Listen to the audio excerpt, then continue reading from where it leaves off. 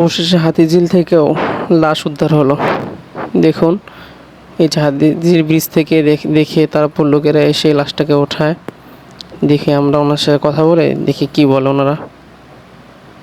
আমরা 2:30টার দিকে লাশটার সন্ধান পাই।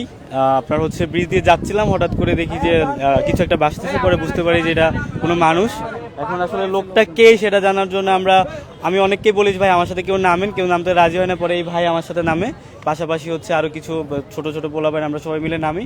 নামার পর ওনাকে যখন আমরা উঠাতে যাই, ওনাকে যখন কলার ধরে এইভাবে দেয়, তখন এইভাবে ছিল উনি, কিন্তু হাতে কোনো বাধা টাধা কিছু দেখতে পাই নাই। পরে আমরা উপরে যখন উঠাই তখন দেখি যে গলায় অনেক আঘাত আছে, হয়তো পাশে দিয়ে মারা হয়েছে কিনা বুঝতে পারি না। পরবর্তীতে ওনার মানিব্যাগ থেকে আমরা ওনার এই আইডি কার্ডটা পাই। এই আইডি কার্ডটাতে ওনার নাম হচ্ছে বাপ্পি আহমেদ, উনি হচ্ছে মিরপুরের বাসিন্দা, মিরপুর 11।